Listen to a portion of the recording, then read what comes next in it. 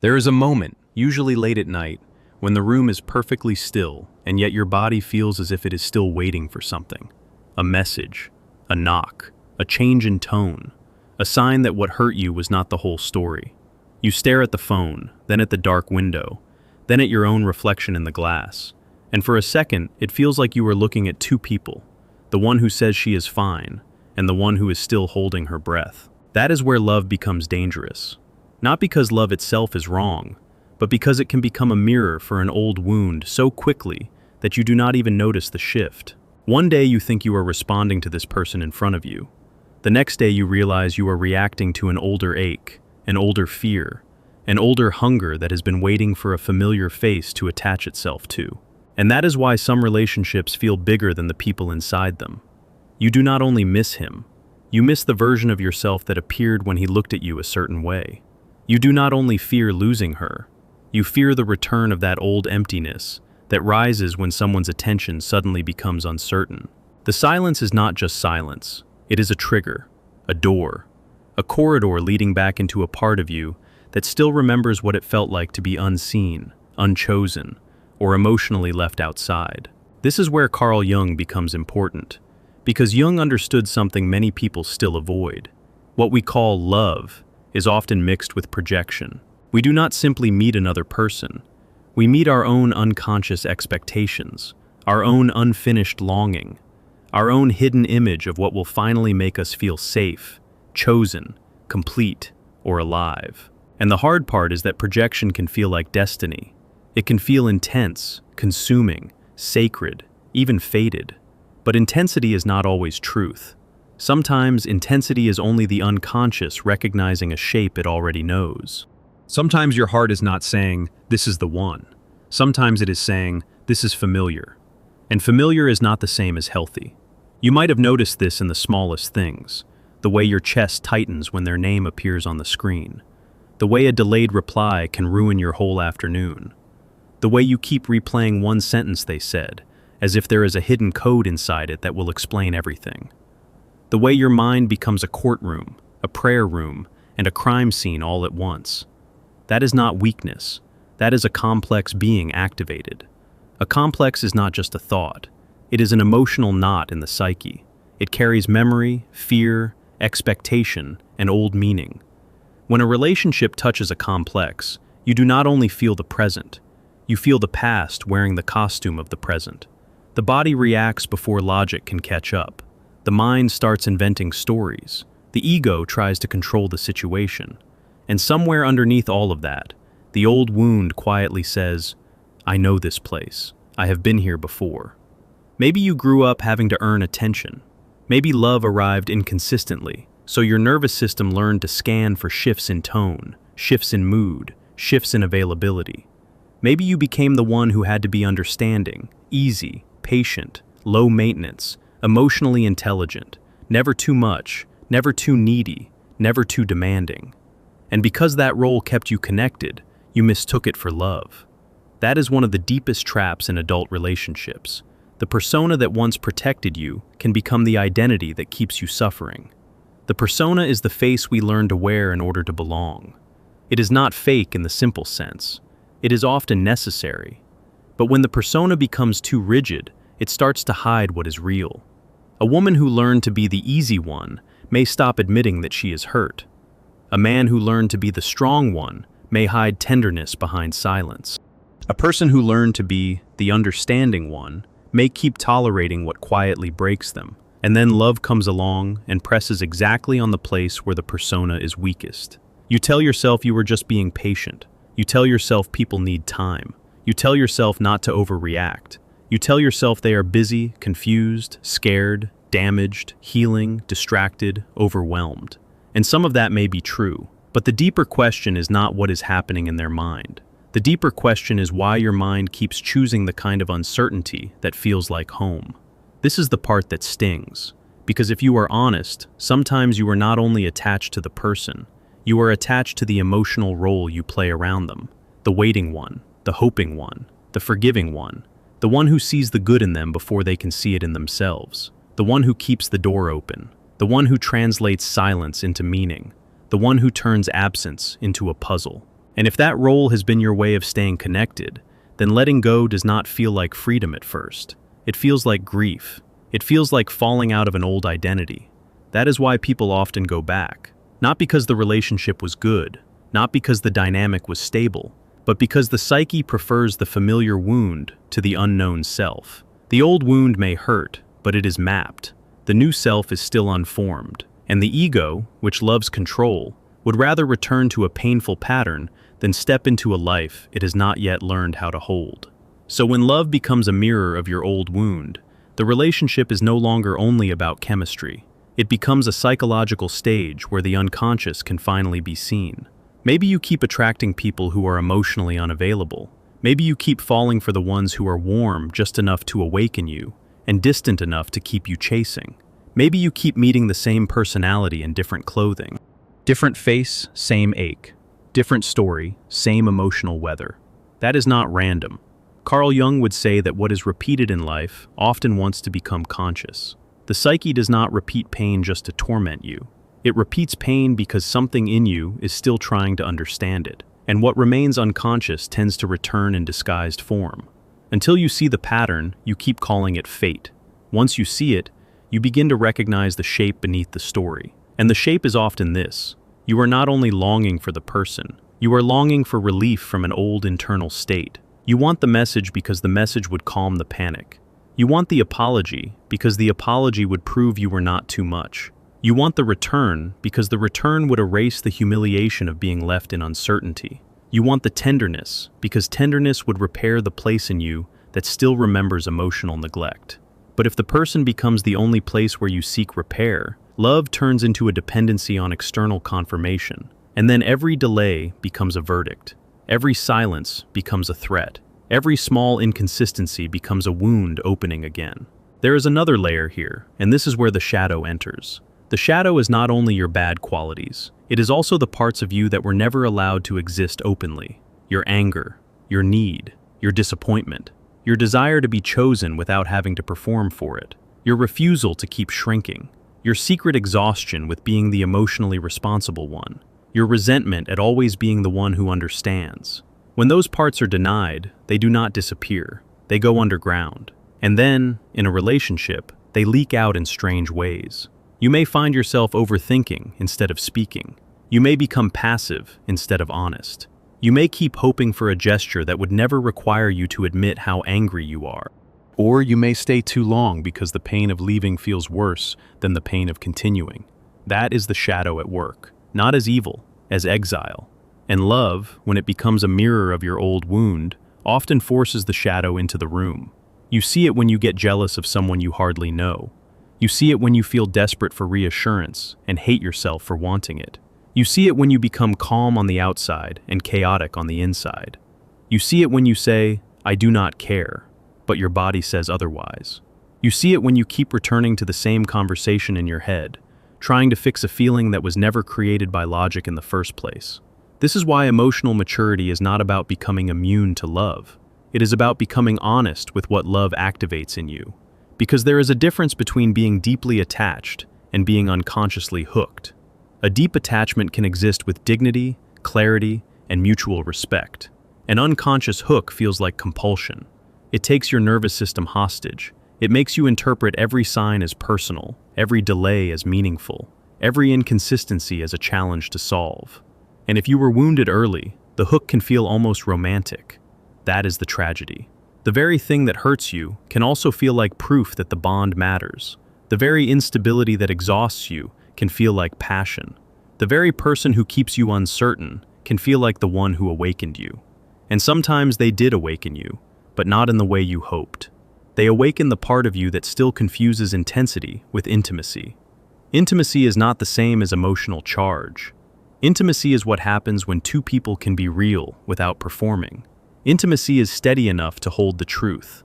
Intensity can exist without truth. It can flare up, consume you, and still leave you alone. That is why so many people feel addicted to relationships that never actually feed them. The body is stimulated, but the soul remains hungry. And the hungry soul starts making bargains. If I understand them enough, maybe I will feel safe. If I love them enough, maybe they will become consistent. If I wait long enough, maybe the uncertainty will turn into certainty. If I stay soft enough, maybe the tension will dissolve. If I do not ask for too much, maybe I will not be left. This is where the old wound becomes a script. You start editing yourself around another person's capacity. You become smaller in the hope of being easier to love. You become more patient in the hope of being less threatening. You become more available in the hope of being more valued. But the psyche always pays for self-abandonment. Even when the other person does not notice, your body notices. Your breath shortens, your stomach tightens, your sleep changes, your mind becomes restless. Your self-respect starts to thin out like light at the end of the day. And then one day you realize something painful. You are not only afraid of losing them, you are afraid of meeting yourself without the distraction of wanting them.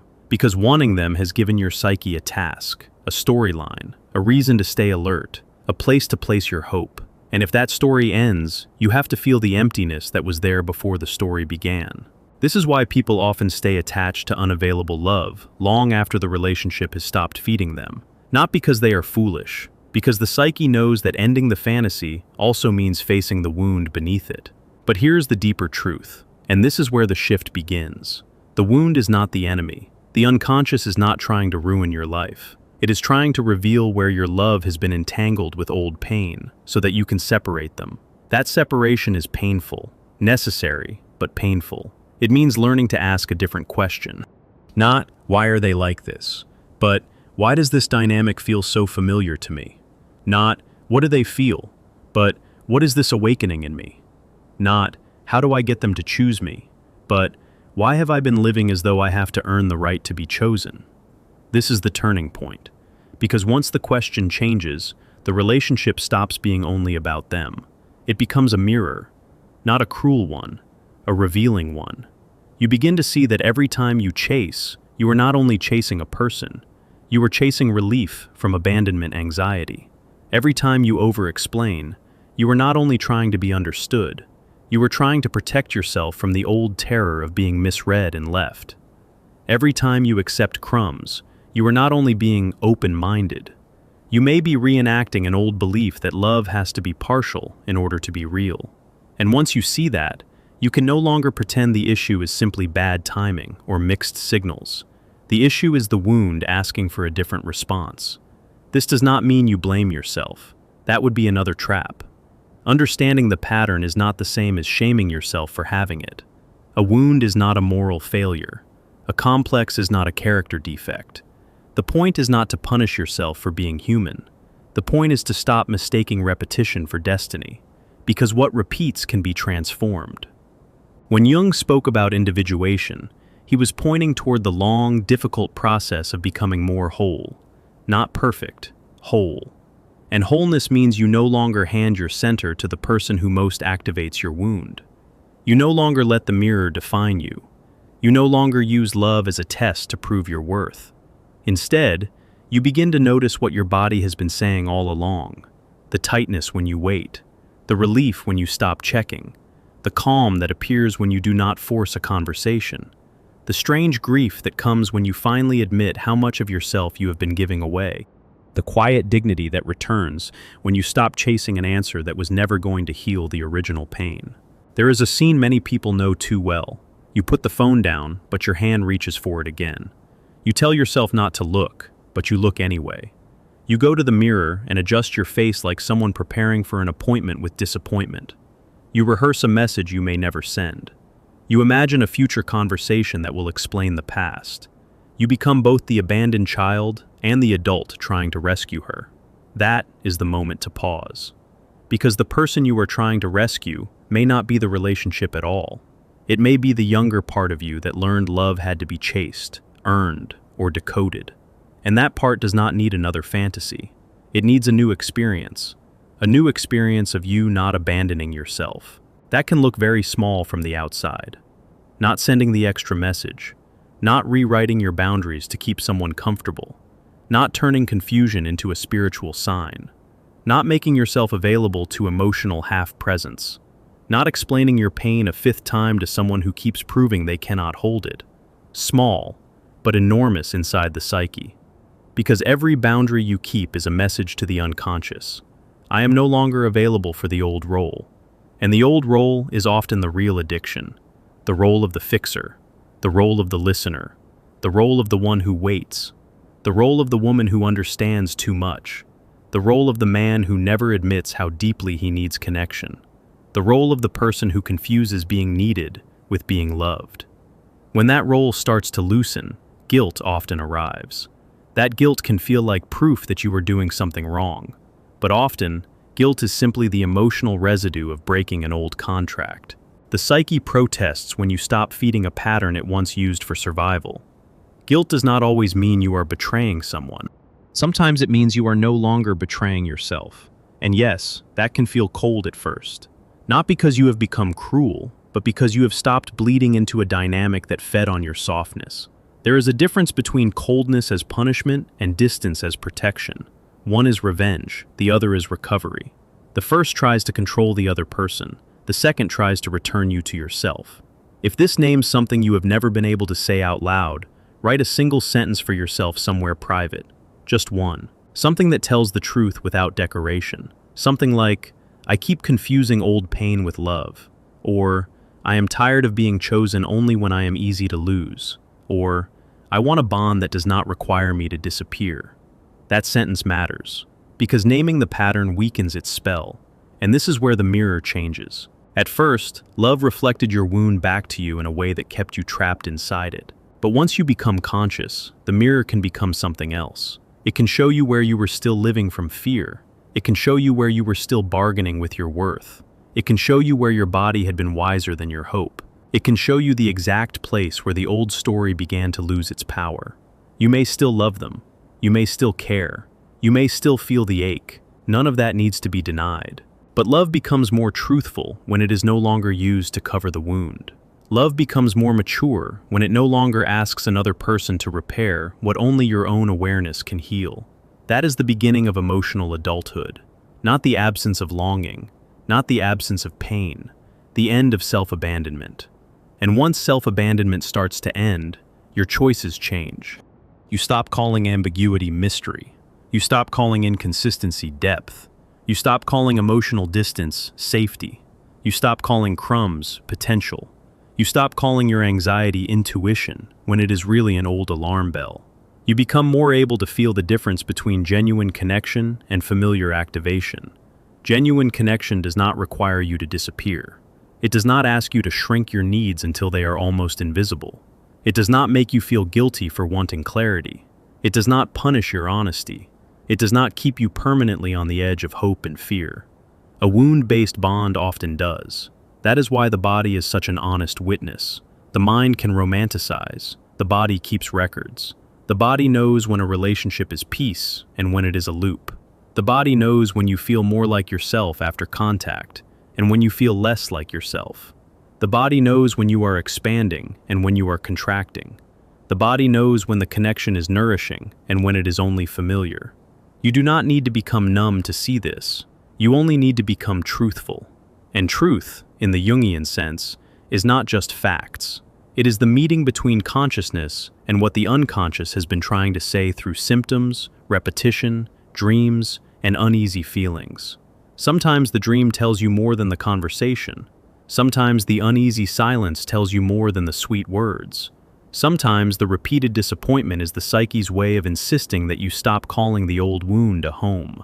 That is a hard sentence, but it can also be a liberation. Because if the wound is old, then the pain is not proof that you are unlovable. It is proof that something in you has been trying to survive with a very old map. And maps can be updated. The work is not to erase your sensitivity. The work is to stop using sensitivity against yourself. Your depth is not the problem.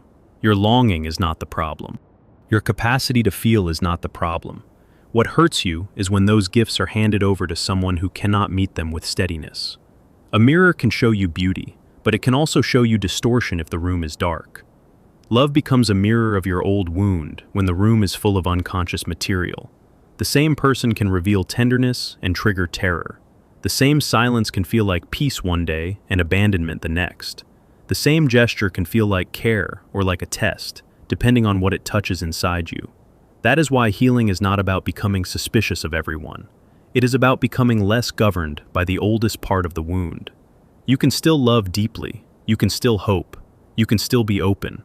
But openness without self-betrayal is different from openness that pleases everyone except the self. There is a quiet power in saying, I do not need to be chosen in order to exist. There is a quiet power in saying, I can love without losing my center. There is a quiet power in saying, if this connection requires me to abandon myself, then it is not love in the form I need. There is a quiet power in walking away from a pattern that knows your pain better than it knows your name. And if you are not ready to walk away, then perhaps the first step is smaller. Perhaps the first step is simply refusing to lie to yourself about what this is doing to you. Perhaps the first step is letting the wound be seen without making it into romance. Perhaps the first step is letting the mirror reflect not only your longing, but your strength. Because strength is not the absence of heartbreak. Strength is the refusal to confuse heartbreak with fate. Love, when it is healthy, does not demand that you become smaller to keep it. It does not require you to keep proving your worth through patience that turns into self-erasure. It does not ask you to keep bleeding just because the wound has become familiar. And the older wound, the one that has been sitting quietly behind the longing, begins to lose its grip when you stop feeding it with fantasy. That does not happen all at once. It happens in moments, in one honest sentence, in one unmet expectation you no longer make sacred, in one night when you put the phone down and do not pick it up again, in one choice to let silence be silence instead of turning it into prophecy, in one breath where you feel the ache and do not run from it. That breath matters, because somewhere inside that breath, the psyche learns a new pattern. I can feel pain and still remain with myself. That is how the old wound begins to heal. Not by being denied, not by being dramatized, by being witnessed without obedience. And maybe that is the deepest gift of love becoming a mirror. It shows you the place where you were still asking another person to carry what belongs to your own healing. It shows you where you were still trying to make the present relationship solve an old story. It shows you the exact point where projection ended and truth began. If you can see that point, even faintly, then the relationship has already served a purpose larger than the fantasy. It has brought you to the threshold of individuation. You are no longer only the one who waits in the dark for a message. You are the one who sees why waiting hurts so much. You are no longer only the person who wants to be chosen. You are the person learning how to choose what does not require self-abandonment. You are no longer only the mirror of an old wound. You are becoming the one who can look into the mirror without disappearing into it. And that changes everything. Not instantly, not magically, but deeply. The phone can stay silent, and your body does not have to panic. The room can be quiet, and you do not have to fill it with fantasy. The mirror can reflect your face, and you can see more than the wound now. You can see the woman or the man who is finally beginning to understand that love is not supposed to make you leave yourself behind. My silence is not a game. It is my return to myself.